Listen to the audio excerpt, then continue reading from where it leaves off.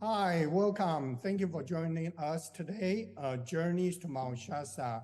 Again, two familiar faces, me, Echen, and Linda. Hi, Linda. Hi. Lots happened since our last recording.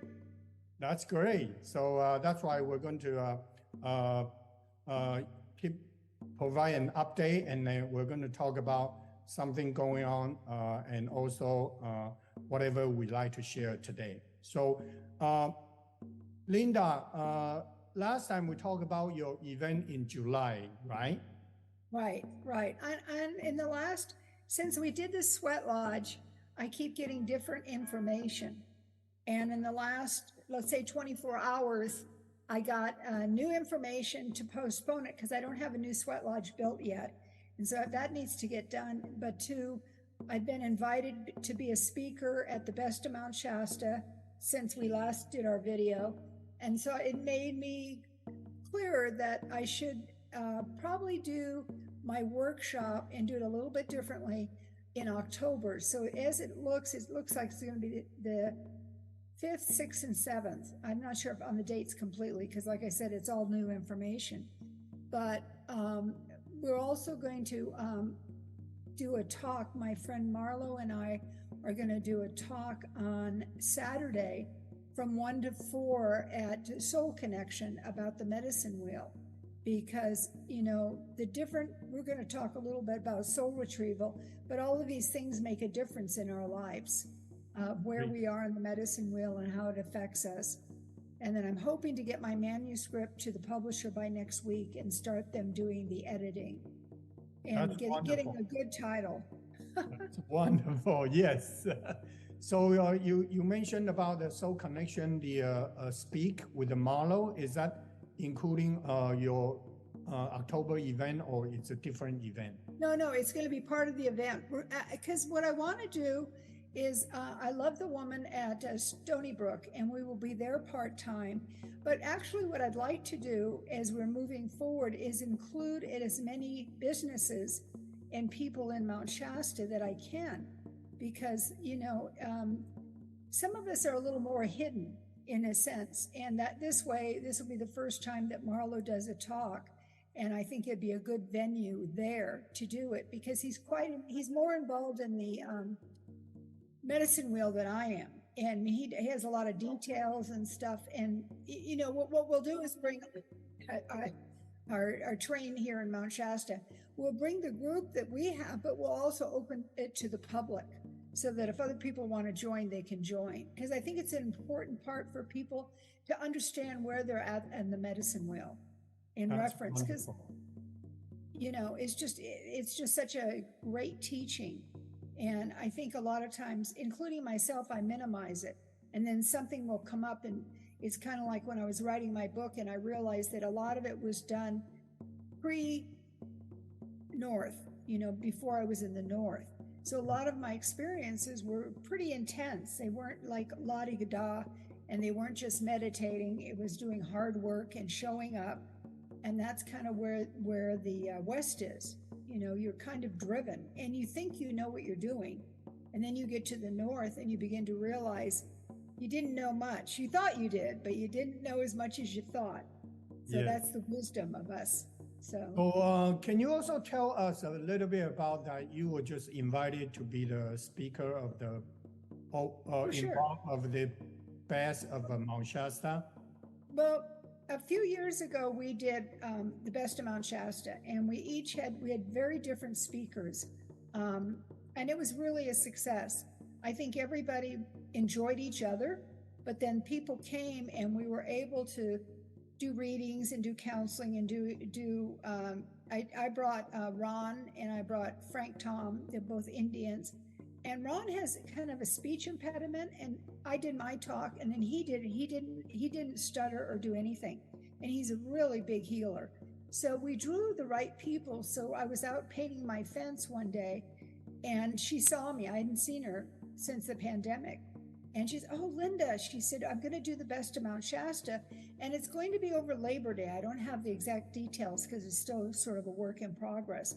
but it's going to be about, she's really encouraging some of the elders, the people, women and men, I guess, in the North, to do the talk and give the basis for it. And she said, I think it's really an important time.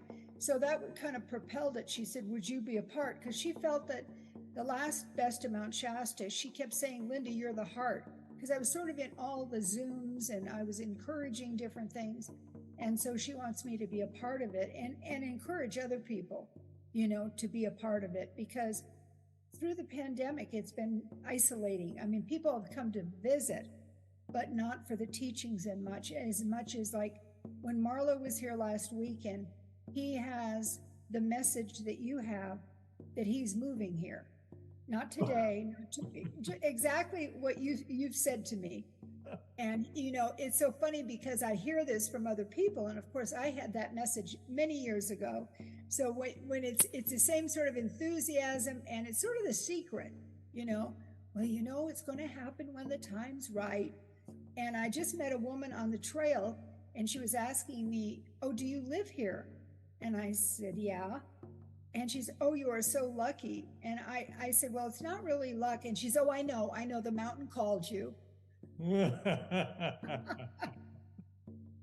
Complete stranger. Yeah, interesting comment from her that I actually got a comment on the Facebook that I posted Mount Shasta bunny flat pictures maybe a couple of weeks ago. And actually this lady, she commented, oh, it will be very lucky to live in Mount Shasta. I say, yes, indeed. And then you just mentioned about this lady talk to you about the same thing. So synchronization everywhere now. Right. And that's how this change of this workshop, because it just wasn't feeling like the momentum was there, even though I'm enthusiastic about it. And until my new lodge is built, I just don't feel that the energy's there. And what was interesting is when I talked to Marlo, the sweat lodge we did was a little different. It was really healing the past and releasing it because we burnt the willows. And he was telling me of how it affected him and that he's very enthusiastic about the new beginning. And that was the whole thing. We have these families and these dysfunctions that I really wanted to talk about in the lodge, and we did. Different people shared some very intimate stuff, which is great. It's not a traditional Lakota thing. Mm-hmm. And what he was saying is he completely got it. He said, I really feel the excitement of the new beginning.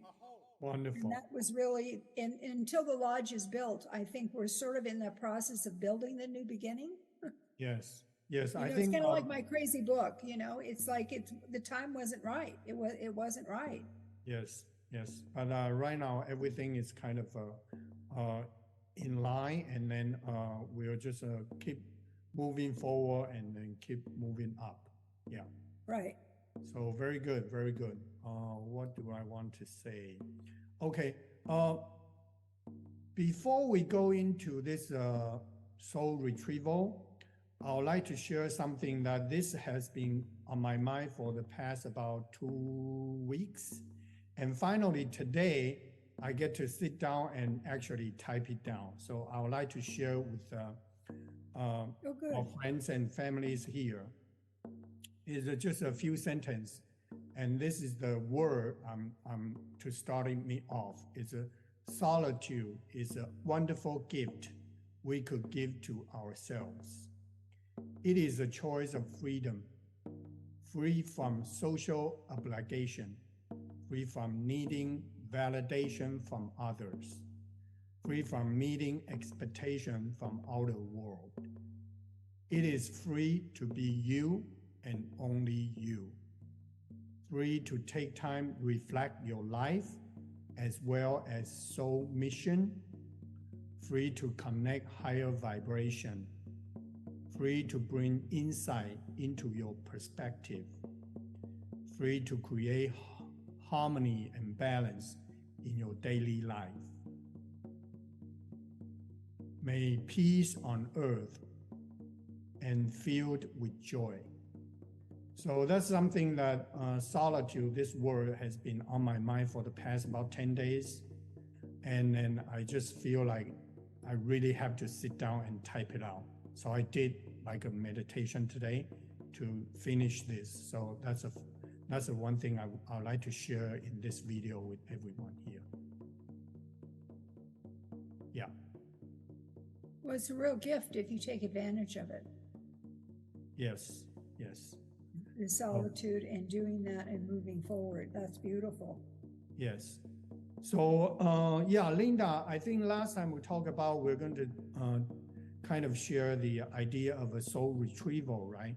Would you share your experience about your soul retrieval, or I believe you mentioned about you also provide that kind of service, correct? Right, right. Well, what ends up happening is that, let's say from trauma, even as a kid, a part of us goes somewhere else. And it's not on a conscious level. And a lot of times it's like when you're just starting a session and meaning getting in deep about just whatever happened. And you begin to realize that the person is not lined up. There's like some piece missing. And it doesn't have to be as dramatic as some, but once you get into hypnotherapy and a journey, you can actually kind of coax that part of yourself back. And then you can have a conversation with that part as to why you left. Is it going to be okay to realign yourself? Because when you're in complete alignment, it makes your life a whole lot easier. So, the thing is when you, again, it's always about working intimately with the person and that they trust you. I don't think it's something that you just randomly pick somebody unless you have some sort of connection, because you have to feel very safe, and not that anybody needs to be scared, but just that you trust that person. And I've been lucky enough to work with some people that I don't know very well, but for some reason they trust me. And then we can go into that kind of journey. I call it a journey. You call it hypnotherapy. Some people do, regression and go down. I never go down. I always go up. I go up the stairs. I go up towards heaven. But then once you start aligning, and a lot of times the person may not know that they're disjointed. They know that something's not feeling right. They know that they're not in alignment. But it's not until you kind of can trust a person and do a journey. And now they're doing even more with psychedelics with therapists, because it's very successful, because it gets their guard down and they can journey into these other dimensions that are not always that easy to get to, even in hypnotherapy. Because again, it's absolutely essential that you trust that your therapist, your psychic, whatever. And not everybody, personally, I don't think, because I worked with David Quigley and I was one of the people that helped him, and not everybody is comfortable doing it. And the ones that always seem to be the most resistance were therapists, because they'd have to give up control, because they're the therapists and they're the ones used to doing it. But if people aren't willing to do that, you can't get to the other side of what that part is that has left, and you're retrieving and bringing back in alignment. Wow, that's good. Very, very good information that Linda shared with us. And also here, I would like to add up a little bit, because I remember about a month ago in my sound sharing session, I talked about the soul pieces. So that Right. this lifetime, if you're drawn to go somewhere else, particularly like Hawaii or Stonehenge or any other places on the earth, it's like maybe in the past lives that you left some of your pieces there. So when you are drawn to go there, just go ahead and do it, because unconsciously, you don't know why you really go and what you need to do when you go there, but it's just like anchoring the energy.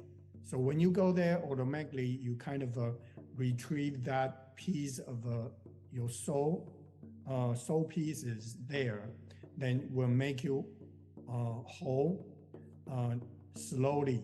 And so because we have so many past lives, So there are some pieces we left at different places on the Earth, as well as like other planet.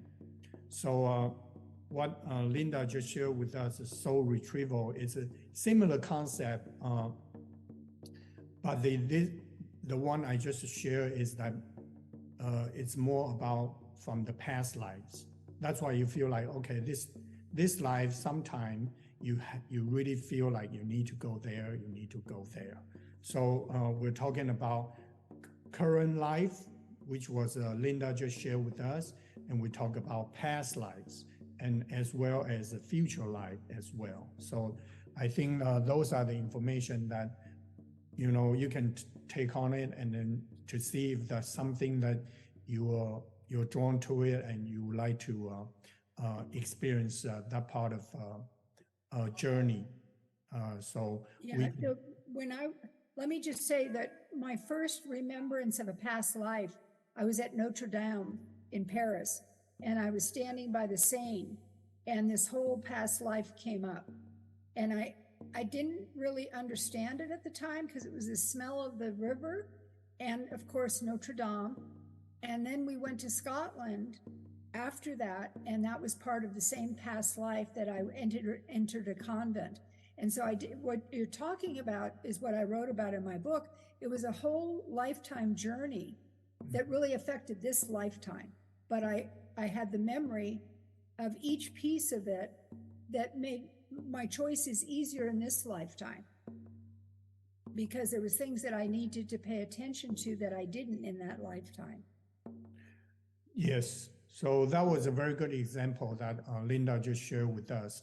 And also on top of that, when I share that, go to places to collect your soul pieces on the YouTube channel, then at that moment I realized that in our current lifetime, if we have a chronic disease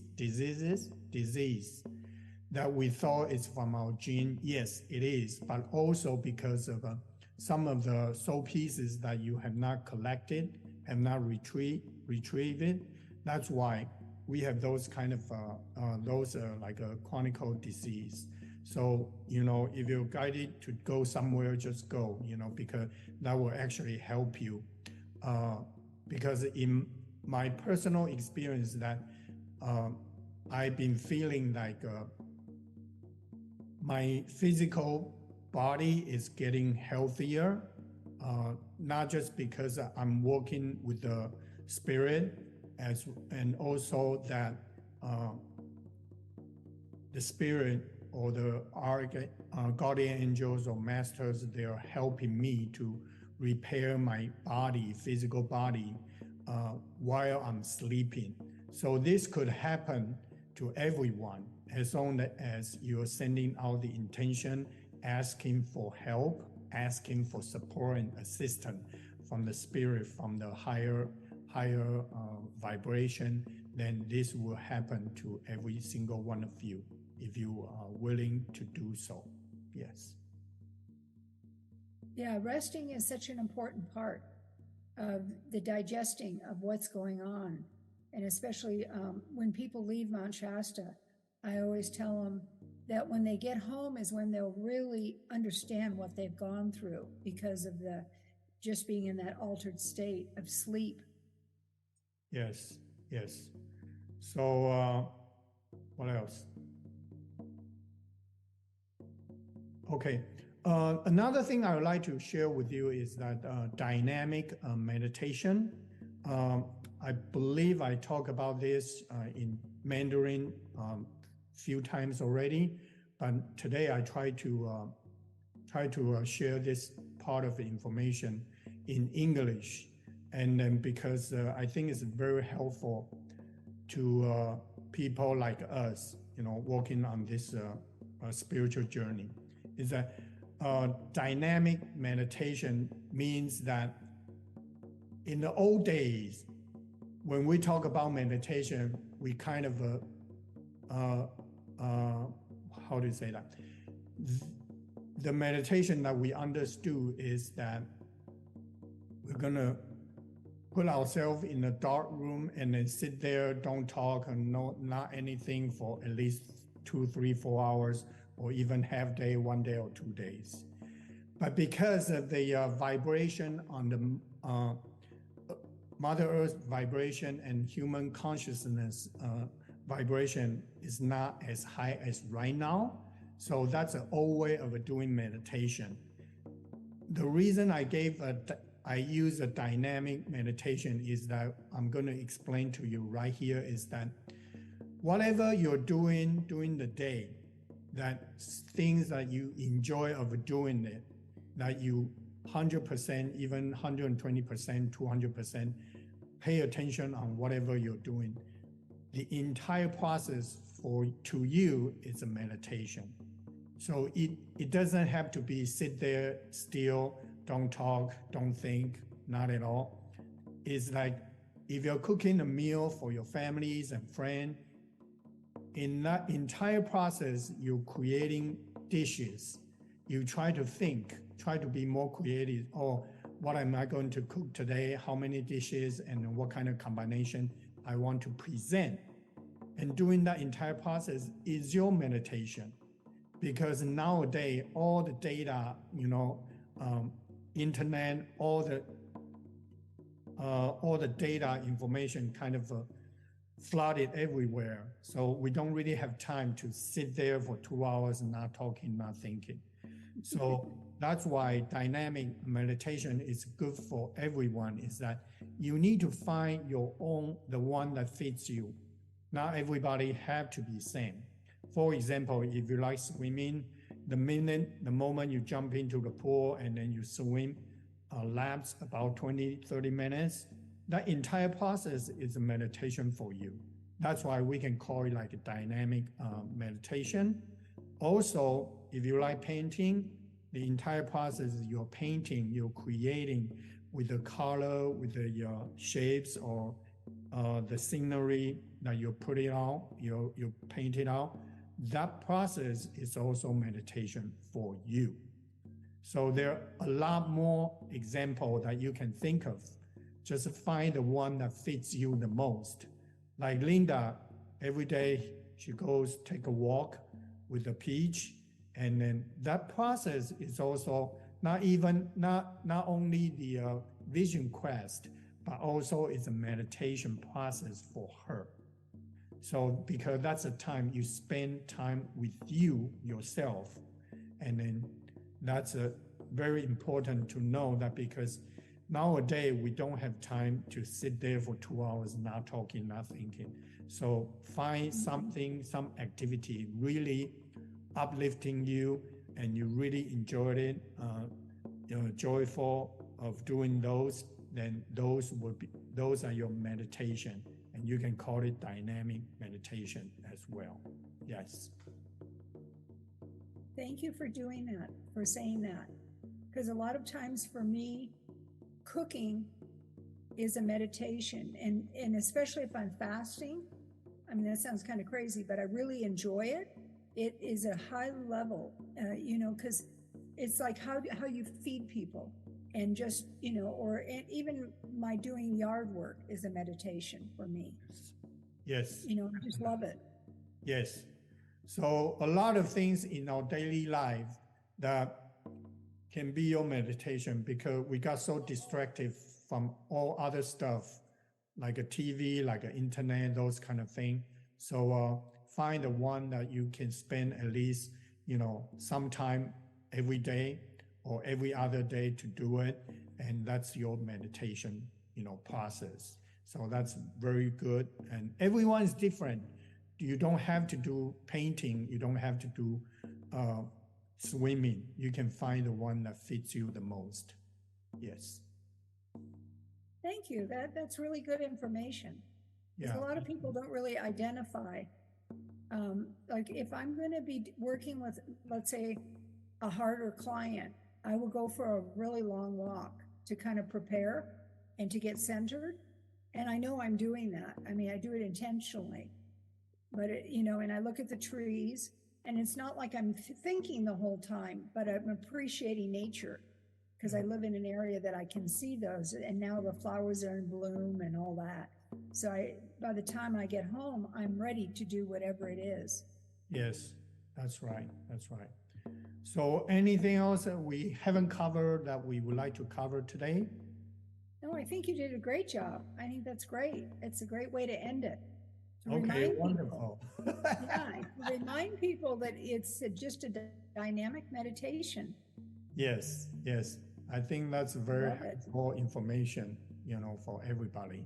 And then, would you like to sum up today your event going on, and then so we Okay. can wrap it up? Yeah, it'll be in October, and I'll get the flyer by the next time we get together. And I just like everybody to keep a good thought for my publisher so that we can get it going, so that a book will be put together. And also, I think, like with I Ching and doing it, I think we're starting to draw different people and opening up to different venues. And I think we're all, and especially after the Sweat Lodge, we're in that new beginning. And what does that mean? We don't know what that means yet. It's being defined. It's like the painting you're talking about, or any of that stuff. So I think we have to be very open and say yes to a lot of things that even may seem peculiar. It could be, I don't know, going out with a strange friend that you haven't seen in years, and they have a message for you. You don't know. But I think we have to stay very open as we go through this transition in July. Yes, yes, that's very true. And then, yeah, so we are going to, recently I've been very active on doing this Zoom and then Chinese and English version, both of them.